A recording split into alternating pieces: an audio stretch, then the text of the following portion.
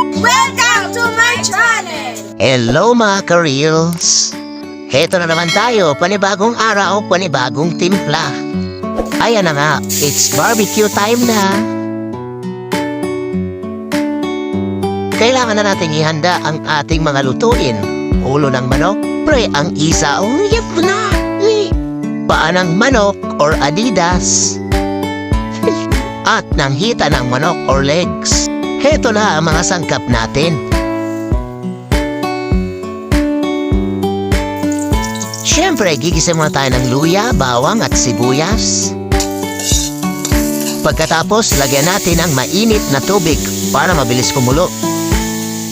Ayan na, lagyan natin ng paminta, food coloring, asin, asukal, betsin, oyster sauce, ketchup, garlic powder at Sprite.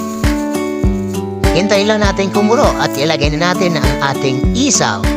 Ayan, mas okay yung timplahan natin ang ating sauce para mas lalong sumarap. Habang niluluto ko ang isaw, inahanda ko naman ang aking pitso o legs. Lagyan ko na ng pampalasa katulad ng kalamansi, toyo, asin, betsin, Sprite, asukal, at mantika.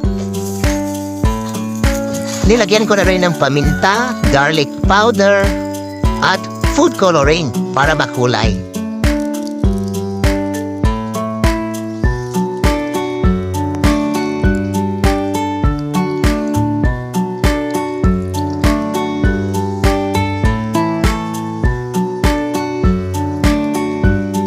Ayan, naluto na ang ating isaw. Siguraduhin natin wag lang overcook. Sinunod ko ng nilagang ang ating adidas. Ayan, hahaluin lang natin hanggang sa maluto. O diba, napakaganda ng kulay. At isinunod ko na rin ang ulo ng manok.